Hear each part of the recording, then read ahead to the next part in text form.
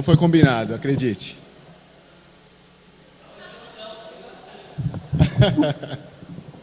Vai ser engraçado, né? Amém. Vou segurar, melhor. Bom, boa noite a todos mais uma vez. Sejam todos bem-vindos. Sejam todos bem-vindos. Se você está nos visitando, seja muito bem-vindo. Amém. Hoje nós vamos estudar o capítulo 2 do último livro da Bíblia, Apocalipse. Então, abra comigo Apocalipse. Abra aí no capítulo 2. Nós vamos ver as cartas de Jesus para as 7 igrejas. Hoje nós não vamos ver todas, vamos ver algumas apenas. Amém?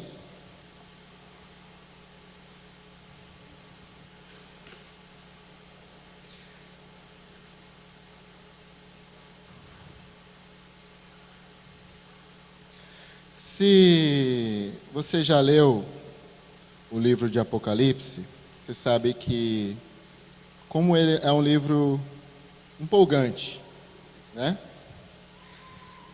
Que nos enche de esperança e é uma grande mensagem. E é a palavra de Deus. Mas eu confesso que logo no início da minha conversão, eu achava que Apocalipse ele era um grande enigma, que só quem poderia ler eram pastores, teólogos, ou alguma coisa desse tipo, e não era algo tão acessível a todos. Mas não é. Muito pelo contrário. O Apocalipse, ele é a palavra revelada de Deus e e qualquer um pode abrir e ler e vai ser muito abençoado.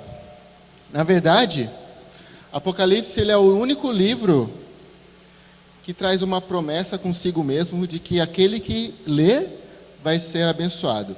Olha aí no capítulo 1, versículo 3 de Apocalipse.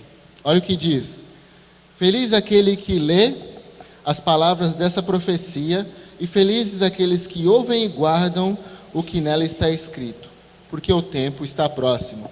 Então Apocalipse é o único livro que tem uma promessa de bem-aventurança para aquele que lê o livro, né? Então, é uma promessa. Você vai ser mais que feliz, bem-aventurado, se você ler esse livro. Então, leia Apocalipse em casa, né? Além do mais, ele é um livro que ele também se explica. Ele é o único livro que ele tem um esboço dentro dele mesmo, né?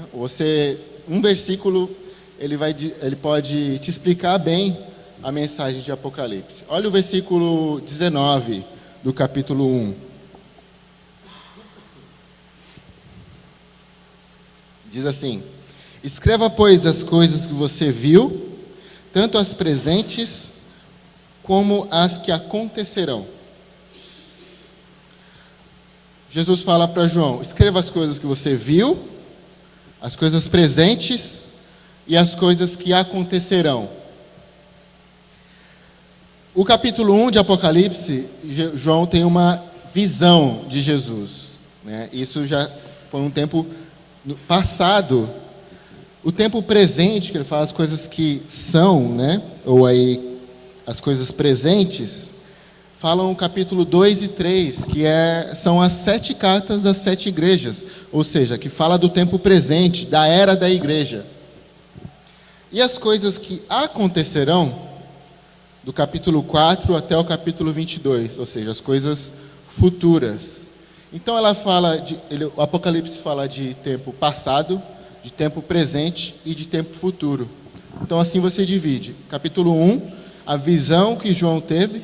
Capítulo 2 e 3, as 7 cartas das 7 igrejas, que a gente entende que é o tempo presente, a era da igreja. E do 4 até o 22, todo o futuro que nos aguarda. Uma parte não nos aguarda, graças a Deus, né? A tribulação. Então, leia Apocalipse. Apocalipse foi escrito pelo apóstolo João, enquanto ele estava exilado na ilha de Patmos. Pode botar o primeiro slide aí, que é um mapinha, por favor. Ele estava exilado por causa da perseguição. Ele estava exilado na ilha de Patmos. Então você vê aí, ó, aquela ilhazinha bem no canto esquerdo ali, é onde João estava. Ele estava nessa ilha de Patmos. Era uma ilha deserta, era um presídio, né, onde só criminosos ficavam. Ele estava lá por causa da perseguição. E de Patmos ele escreve carta para essas 7 igrejas: Éfeso, Esmirna, Pérgamo, Tiatira, Sardes, Filadélfia e Laodiceia. E você vê que é uma sequência geográfica, né?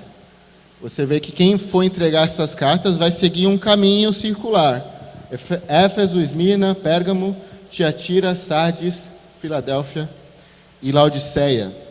Então, Jesus escreve essas cartas para essas 7 igrejas que estão na Ásia Menor. O que é Ásia Menor?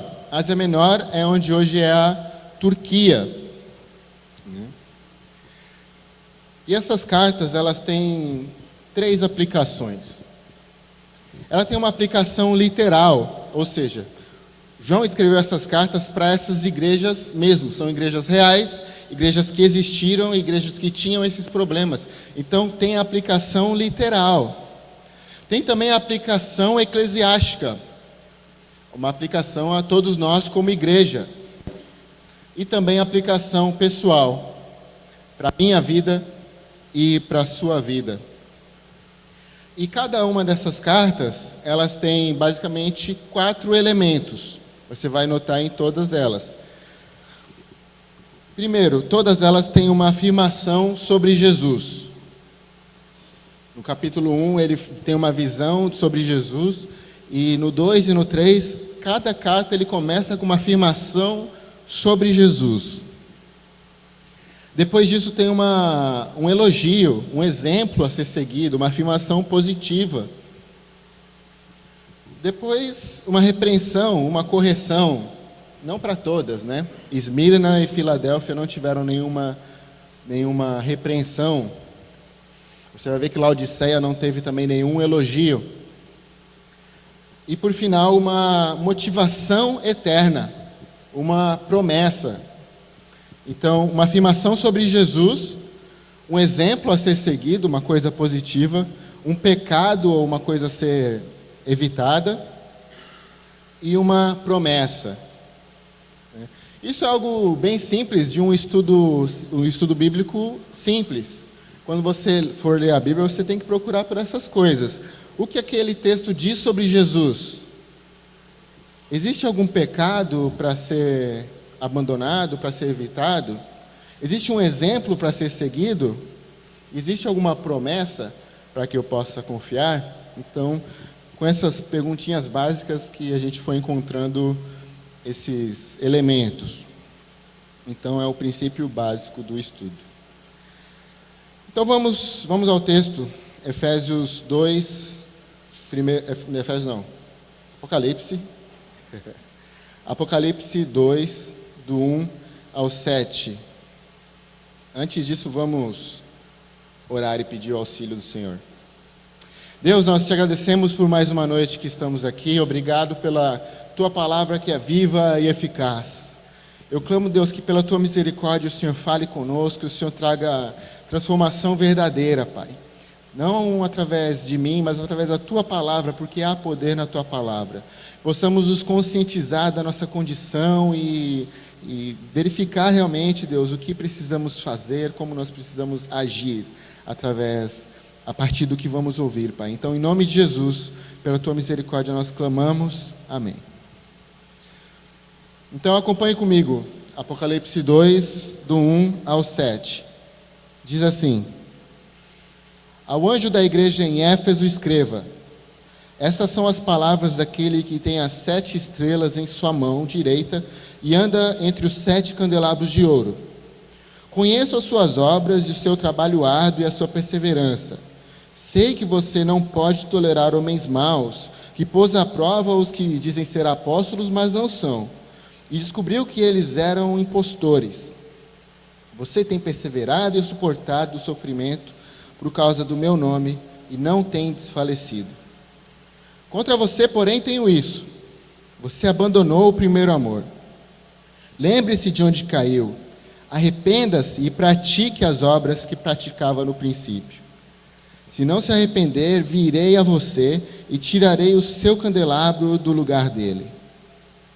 Mas uma coisa a seu favor: você odeia as práticas dos nicolaítas, como eu também as odeio. Aquele que tem ouvidos, ouça o que o Espírito diz às igrejas. Ao vencedor darei o direito de comer da árvore da vida, que está no paraíso de Deus.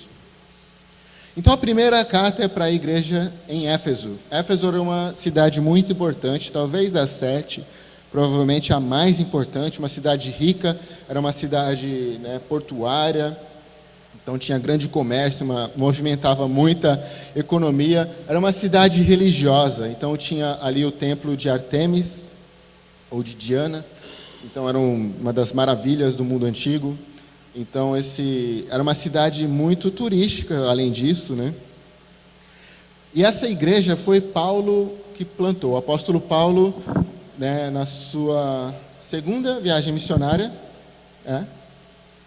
ele fica ali 3 anos e meio. Foi o lugar que o apóstolo Paulo mais ficou, maior tempo. Ele ficou 3 anos e meio ali, plantando essa igreja, ensinando, discipulando.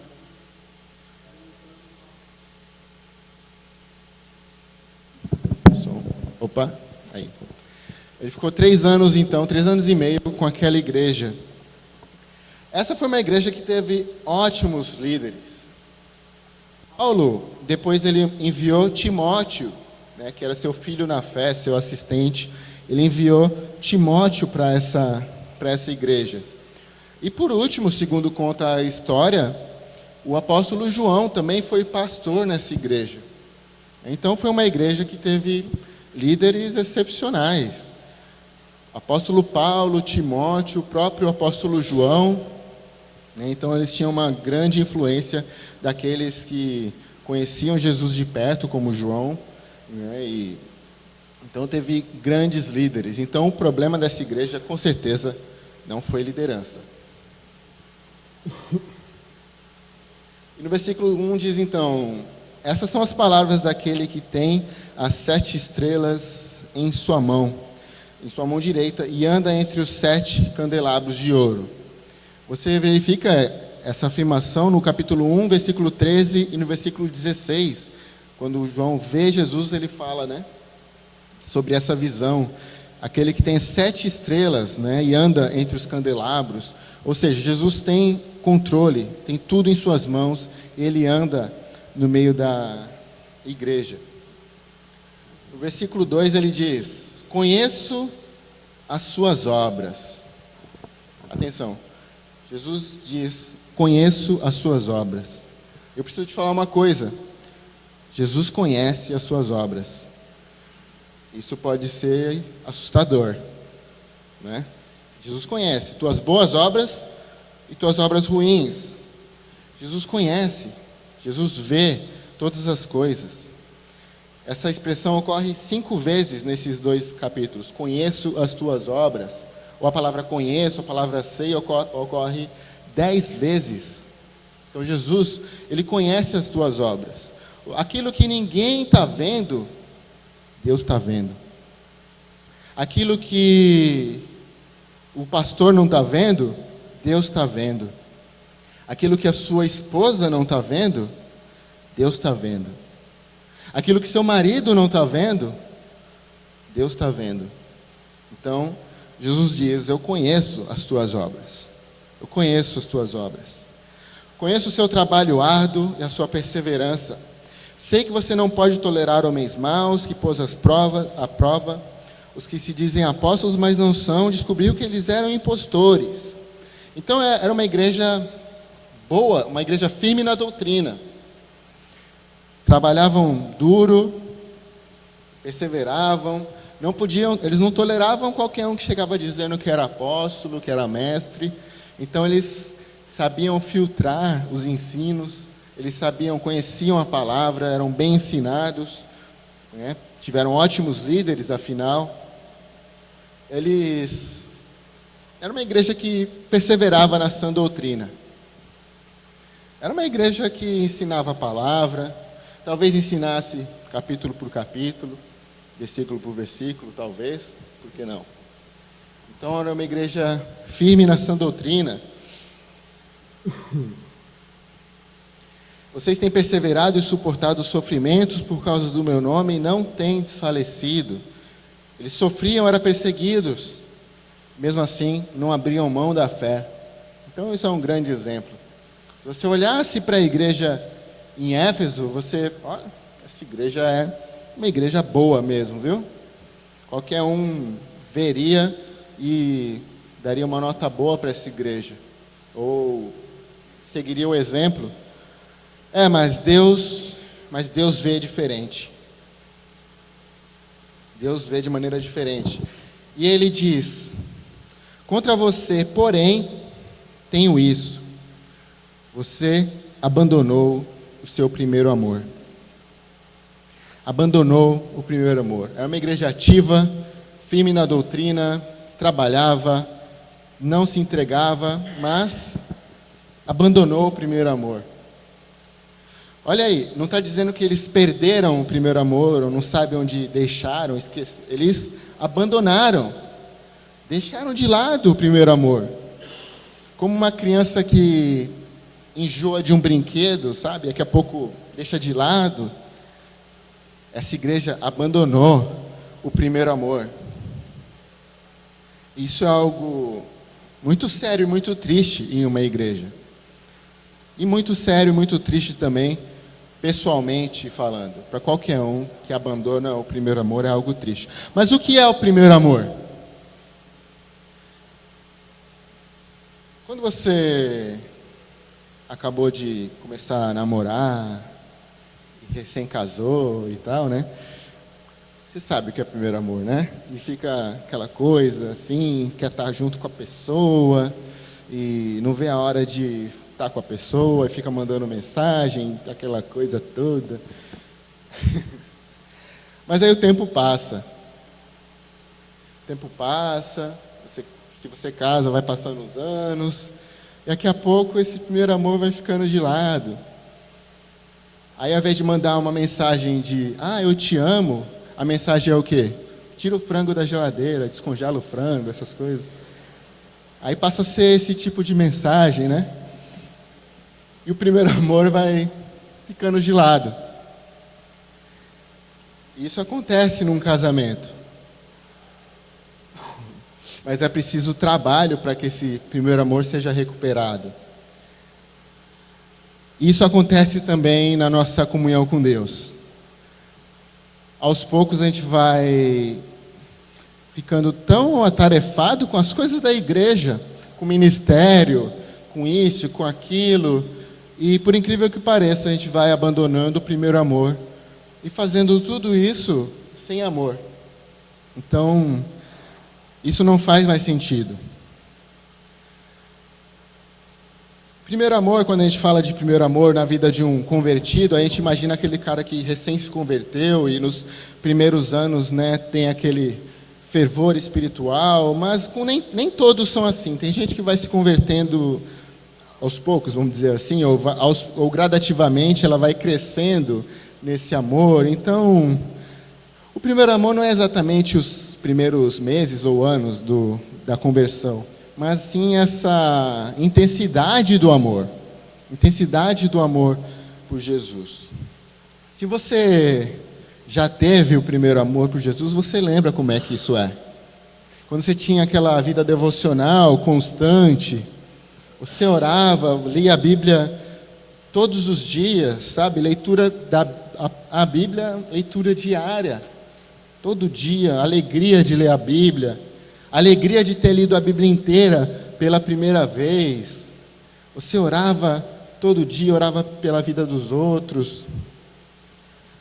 Você evangelizava, falava de Jesus para as pessoas no trabalho, para as pessoas na escola, para as pessoas na faculdade. Você buscava uma vida de santidade. Você se afastava do pecado, se afastava do mal.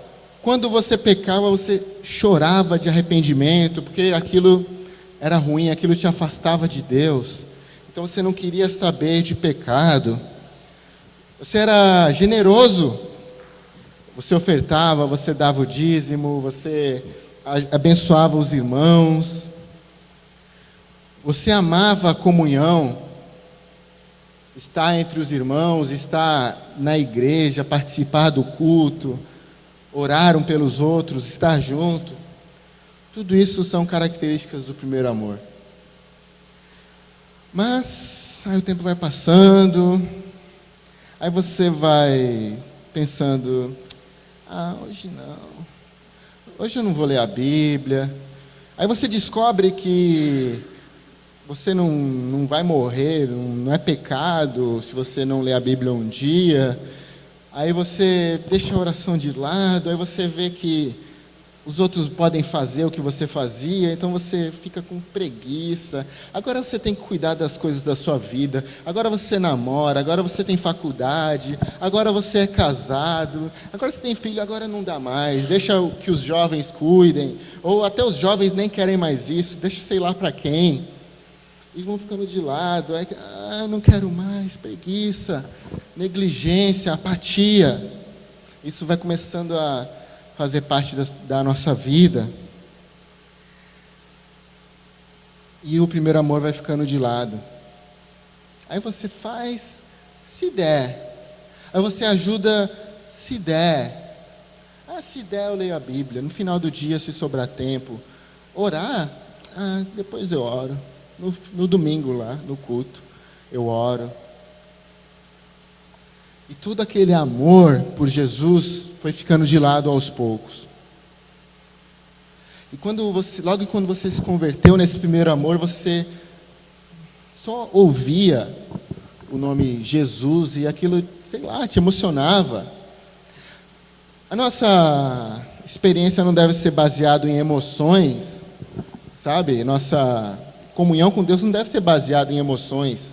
Poxa, mas também emoção nenhuma? É estranho. Amor de verdade é um sentimento. Esse amor, por acaso, foi ficando de lado. Aos poucos foi sendo deixado de lado, abandonado. E agora a vida virou fria. Ele diz: lembre-se de onde caiu, arrependa-se e pratique as obras que praticava no princípio. Então aqui ele dá 3 imperativos importantes. Primeiro, lembre-se de onde caiu. Lembra lá de onde você estava no primeiro amor e de repente você abandonou para cuidar de outras coisas. Lembra disso. Arrependa-se dos pecados, arrependa-se dos seus erros e pratique novamente as obras que praticava no princípio. Irmãos, eu fico imaginando uma igreja com 10, enfim, 10 pessoas cheias do primeiro amor. Não digo 10 novos convertidos, 10 pessoas, 10 crentes maduros que andam com o Senhor há um tempo e que decidiram se arrepender e voltar para o primeiro amor. Você imagina o poder que isso tem.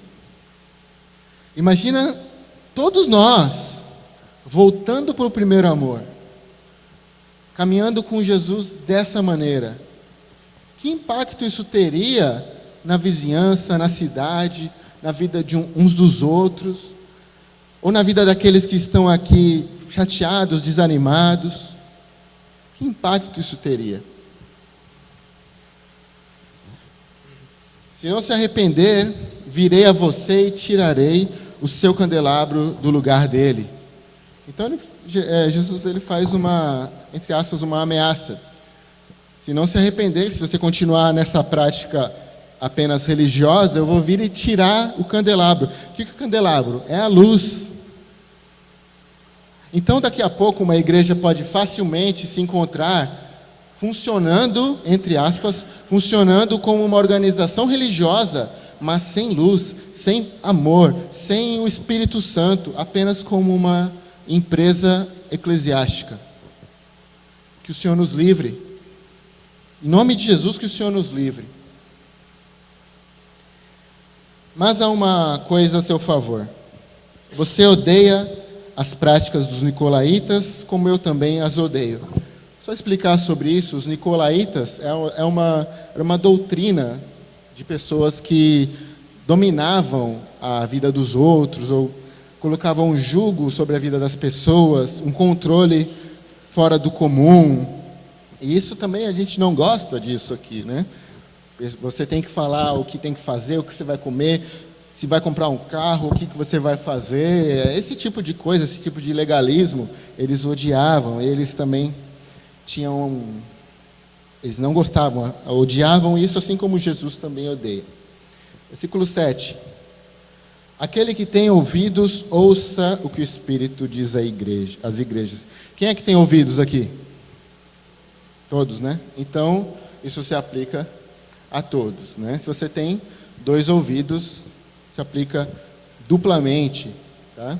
Então, isso se aplica a todos nós. Quem tem ouvidos, ouça o que o Espírito diz à igreja. Então, irmãos, hoje, abra o ouvido, abra o coração, ouça o que o Senhor está dizendo para você. Ao vencedor darei o direito de comer da árvore da vida que está no paraíso de Deus. Então, irmãos, vou fazer 2 perguntas sobre essa primeira parte. Nós temos perseverado na sã doutrina, na palavra de Deus, no ensino correto, tanto como igreja, tanto pessoalmente? Sim ou não? Você pode responder. Mas, apesar de seguir a sã doutrina, será que a gente abandonou o primeiro amor? Lembre-se, arrependa-se e pratique as obras que praticava no princípio.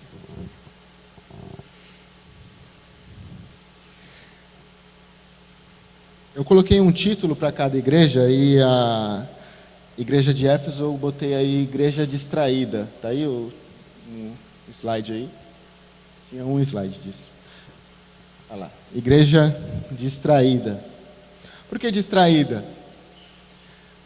Éfeso é aquela igreja que se preocupou tanto com as coisas de Deus e acabou deixando Deus de lado. Ela se distraiu tanto com o ministério e deixou o primeiro amor de lado. Então, que a gente não se distraia, mas que o nosso foco seja Deus, apenas Deus. Igreja de Esmirna, a igreja rica. Acompanha comigo aí, ó, versículos 8. Versículos 8 a 11. Ao anjo da igreja em Esmirna escreva: Estas são as palavras daquele que é o primeiro e o último, que morreu e tornou a viver.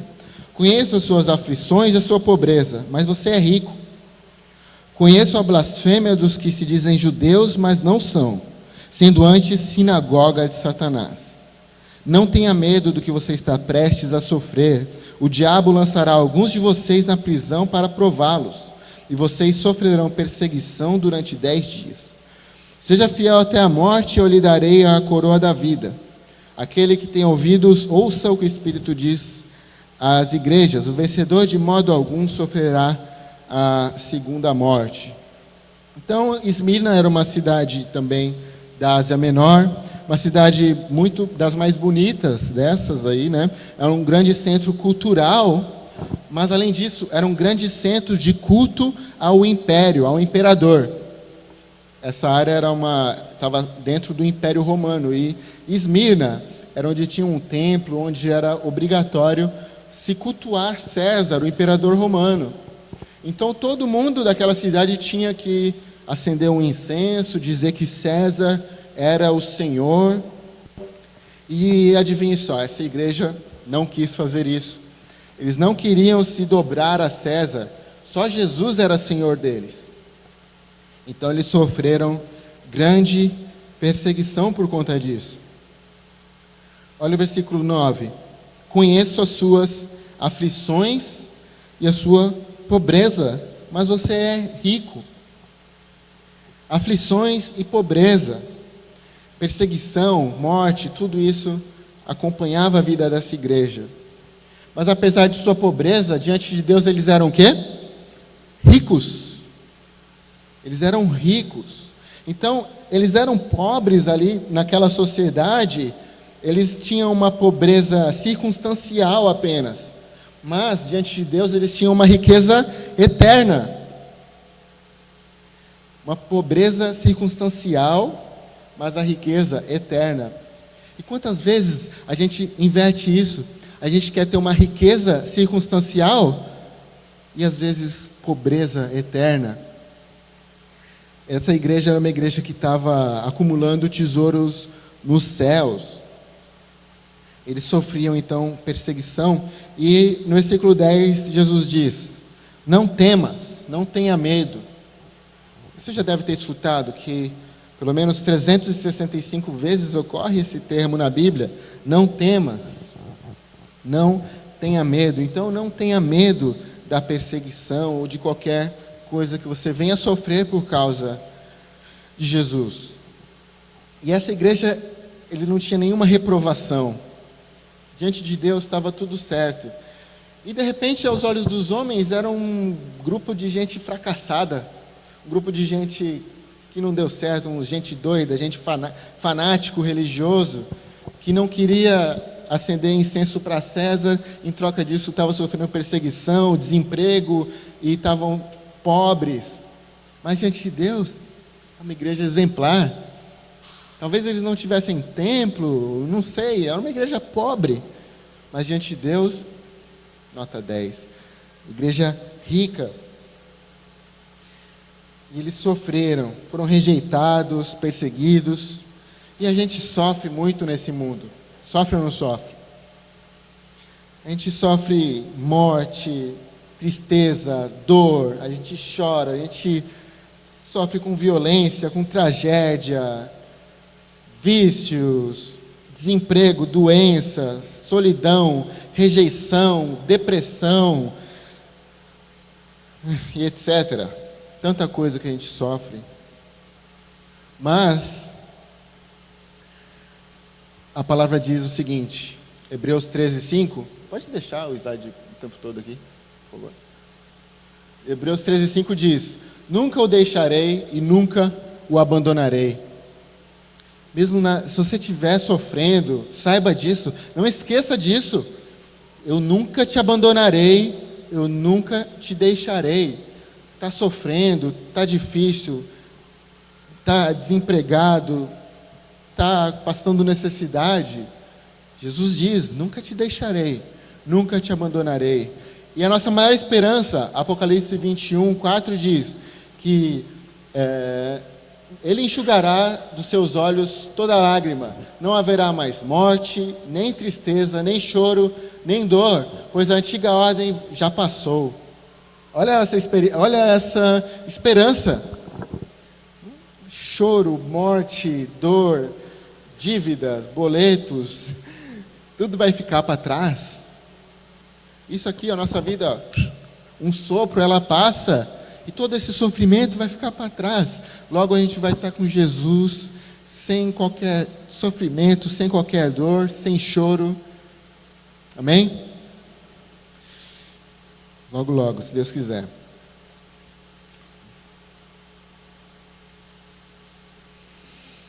Carta à igreja de Pérgamo, Apocalipse 2, do 12 ao 17.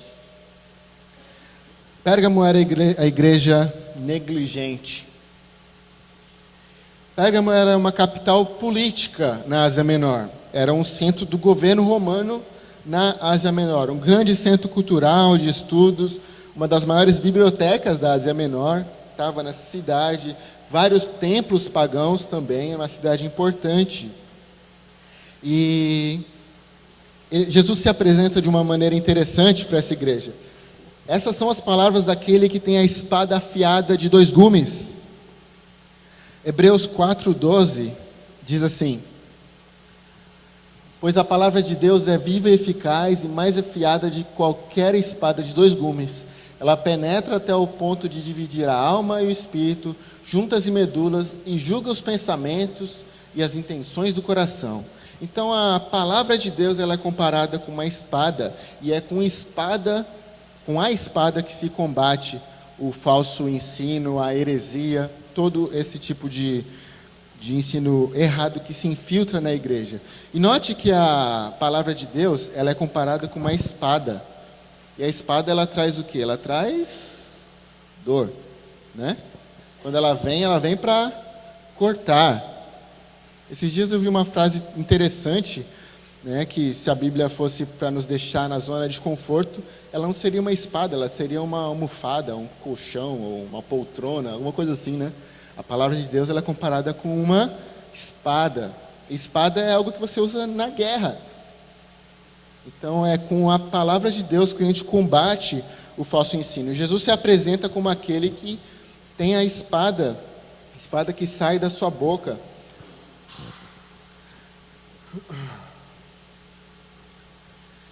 Ele diz: sei onde você vive, onde está o trono de Satanás. Lembra que eu falei? Essa cidade era uma cidade de culto, né? E ele diz: onde está o trono de Satanás? Provavelmente uma referência ao trono do imperador ou algo assim. Contudo, você permanece fiel ao meu nome e não renunciou à sua fé em mim, nem mesmo quando Antipas, minha fiel testemunha, foi morto nessa cidade onde Satanás habita. Então eles permaneceram fiel. Era uma cidade importante, eles também sofriam perseguição. No meio deles até um martírio. Um dos irmãos foi assassinado por causa de sua fé. Apesar disso, eles não desfaleceram, eles permaneceram firmes na fé. Legal, ponto positivo para eles aí. No entanto, tenho contra você algumas coisas.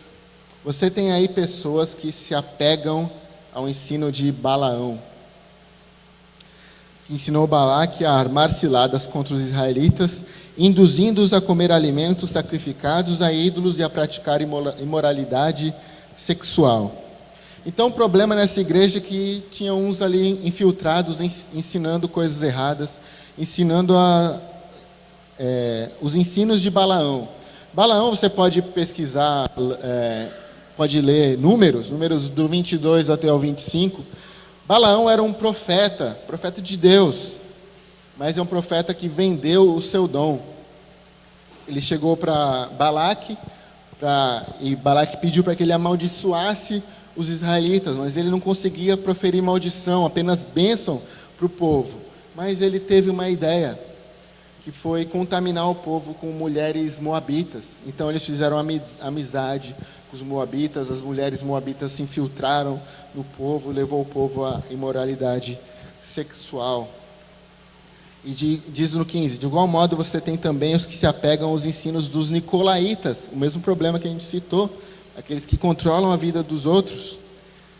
Então, todo esse tipo de ensino, esse ensino errado, que leva à prática até de imoralidade sexual, a gente vai falar mais disso, ou a prática dos nicolaítas, deve ser combatido com a espada, com a palavra de Deus.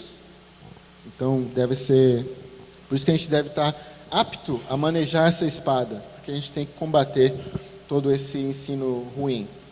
Portanto, arrependa-se, senão virei em breve até você e lutarei contra eles com a espada de minha boca.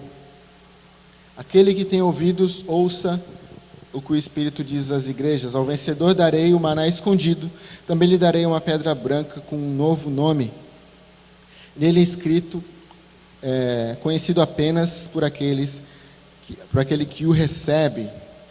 Então, o problema dessa igreja era o falso ensino, uma igreja negligente com o ensino. Ele diz: arrependa-se. Sempre há tempo, sempre há chance de arrependimento. né? Senão ele vem e lutar com a espada. E não é legal lutar contra Deus. Essa igreja tinha um ponto positivo: eles eram fiéis em uma sociedade totalmente corrompida. Tudo em volta deles levava à idolatria, à imoralidade sexual. Então, alguns deles eram fiéis nisso. Será que a gente consegue permanecer fiel no meio dessa sociedade? É uma sociedade corrompida, a sociedade que a gente vive, que a gente possa permanecer fiel. De alguma maneira, a gente tem deixado se corromper por algum falso ensino. A palavra de Deus, ela é nossa arma. A gente deve lutar contra toda espécie de ensino mentiroso. E, para finalizar, a carta a Tiatira, do 18 ao 28. Tiatira, a igreja impura. Eu vou ler aqui. Ao anjo da igreja em Tiatira escreva: estas são as palavras do Filho de Deus, cujos olhos são como chama de fogo e os pés como bronze reluzente. Conheço as suas obras, e o seu amor, a sua fé e o seu serviço e a sua perseverança. E sei que você está fazendo mais agora do que no princípio. No entanto, contra você tenho isto: você tolera Jezabel, aquela mulher que se diz profetiza. Com seus ensinos ela induz os meus servos à imoralidade sexual e a comerem alimentos sacrificados aos ídolos. Dê-lhe tempo para arrepender-se da sua imoralidade sexual, mas ela não quer se arrepender.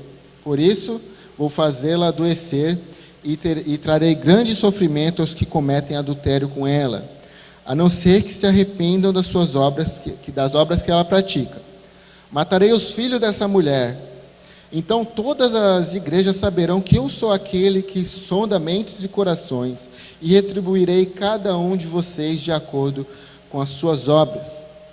Aos demais que estão em Tiatira, a vocês que não seguem a doutrina dela e não aprenderam, como eles dizem, os profundos segredos de Satanás, digo: não porei outra carga sobre vocês.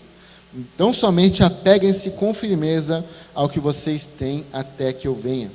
Aquele que vencer e fizer a minha vontade até o fim, darei autoridade sobre as nações. Ele as governará com um cetro de ferro e as despedaçará com um vaso de barro. Eu lhe darei a mesma autoridade que recebi de meu Pai, também lhe darei a estrela da manhã. Aquele que tem ouvidos, ouça o que o Espírito diz às igrejas. Tiatira era a menor cidade e recebeu a maior carta. Era uma cidade, talvez dessas que a gente viu até agora, a menos importante, mas era um centro comercial, um centro religioso, mas eles receberam a maior carta, porque eles tinham um grande problema. Um grande problema. Vamos ver. As palavras daquele que os olhos são como chama de fogo. O fogo na Bíblia geralmente representa julgamento. Ele representa julgamento. E os olhos de Deus são olhos de fogo, olhos de julgamento. Então ele está olhando para essa igreja com julgamento. Seu olhar é um olhar de julgamento. Mas era uma igreja que tinha algumas coisas boas. Jesus diz: eu conheço suas obras. Eles tinham, olha aí, seu amor, sua fé, seu serviço e sua perseverança.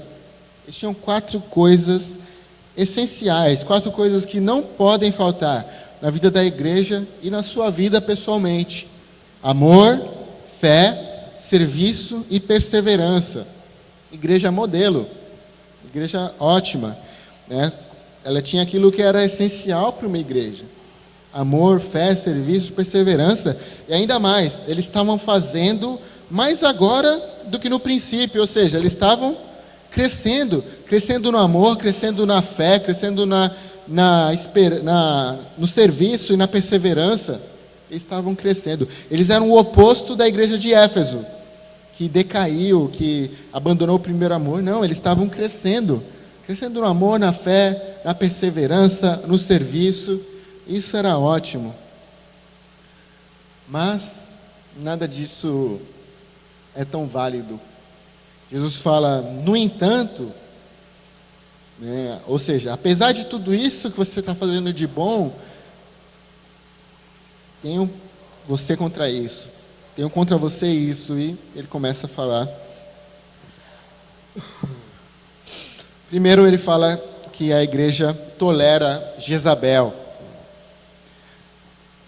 Jezabel, você pode ver no livro de 1 Reis, ela era a esposa do rei Acabe. Mas ela era uma mulher pagã, ela não era de Israel. E o rei Acabe se casou com essa mulher. E ela era uma mulher perversa, talvez você já conheça a história. Pensa numa mulher ruim. Ela bancava os profetas de Baal, ela introduziu o culto a Baal em Israel. Então era uma mulher ruim.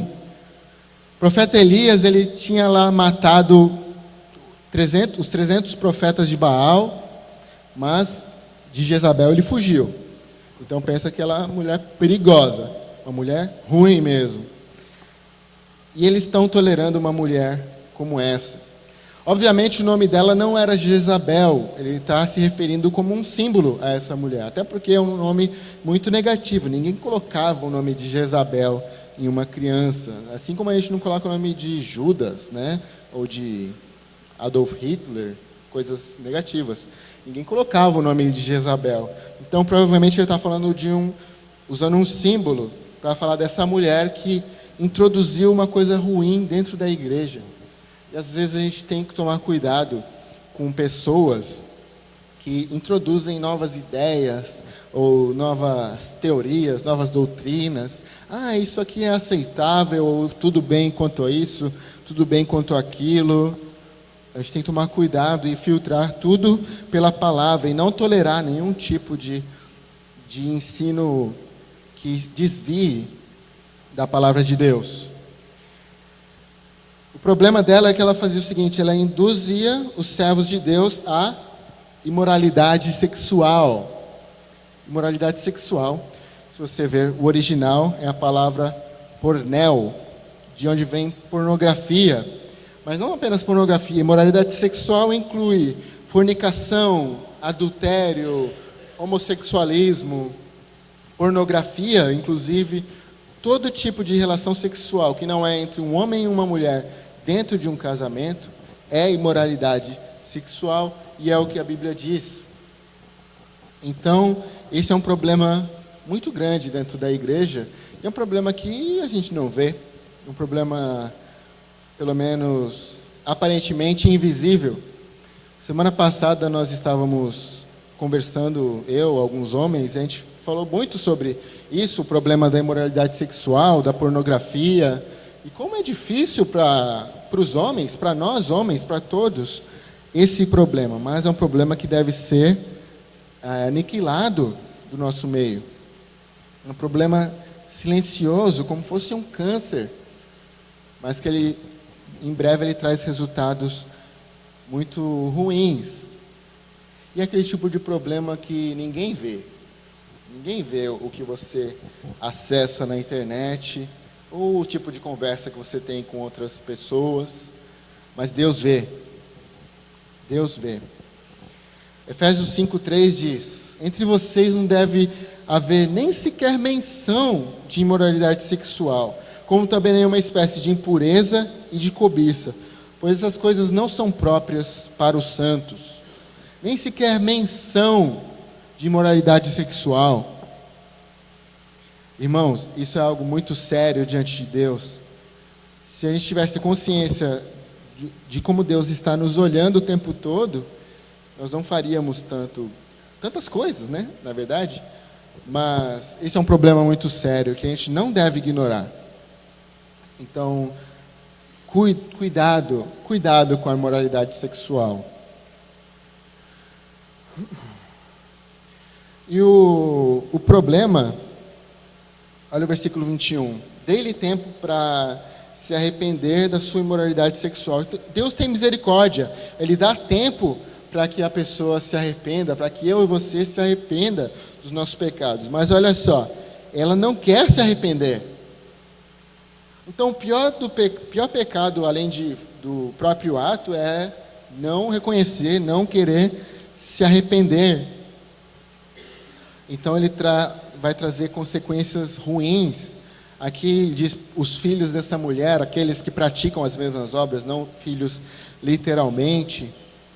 E ele vai trazer então castigo sobre aqueles que praticam tudo isso. Mas para o vencedor ele fará com que reine entre as nações. Então, irmãos, amor, fé, serviço e perseverança tem crescido no nosso meio? E quanto à imoralidade sexual? Será que nós temos nos corrompido com esse problema? No versículo 23 ele diz que eu sou aquele que sonda as mentes e os corações. Então, irmãos, nosso corpo é fraco, é carne, e ele sabe do que nós somos feitos, ele entende nossas dificuldades. Então, às vezes a gente tem que ser sincero conosco mesmos, e para assumir as nossas dificuldades, e saber que essas coisas são difíceis. Como é difícil para mim, irmãos, eu assumo. Imagina, né, para quem não tem a consciência das coisas de Deus. Então, irmãos, vamos tomar cuidado e nos santificar. Concluindo, próximo. Nós temos perseverado na sã doutrina, no ensino da palavra, no estudo da palavra. Você tem permanecido na sã doutrina? Você abandonou o primeiro amor? Nós abandonamos o primeiro amor? Seja sincero consigo mesmo. Será que nós, como igreja, abandonamos o primeiro amor? Será que você, pessoalmente, deixou de lado o amor a Deus?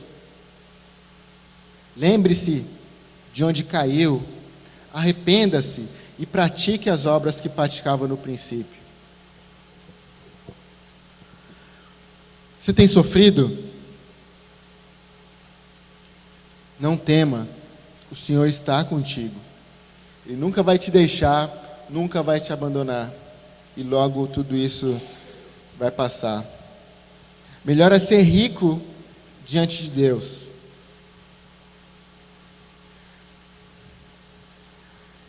Será que nós temos sido fiéis em uma sociedade corrompida? Onde tudo à nossa volta empurra contra as coisas de Deus, nos empurra para longe de Deus? Será que a gente tem feito concessões indevidas? Será que a gente abriu mão de alguns princípios bíblicos por causa do mundo, por causa da sociedade e se deixou levar por isso? Amor, fé, serviço e perseverança tem crescido na nossa vida? Você tem buscado? Nós temos buscado isso. Nós precisamos buscar isso. Você precisa buscar isso como cristão, como filho de Deus, individualmente. Nós, como igreja, nós precisamos buscar isso. Amor, fé, perseverança e serviço. A gente tem que crescer em tudo isso. Será que a gente tem se corrompido com a imoralidade sexual? Será que a sociedade tão pornificada que a gente vive já não transformou nossos olhos de maneira que a gente aceite o que o mundo nos oferece e ache normal ver algumas coisas, fazer algumas coisas? Não é normal, irmãos, não é certo. Isso não convém para nós. Então, irmãos, vamos refletir sobre nós como igreja. E reflita também sobre você individualmente. Que tipo de igreja você, dessas 4 aqui, você se encaixa? Essa é uma avaliação pessoal. Com sinceridade, você tem que olhar para si mesmo e perguntar: será que eu abandonei o primeiro amor? Será que eu estou praticando imoralidade sexual? Será que eu realmente preciso crescer na fé, no amor, na perseverança, no serviço? Vamos orar.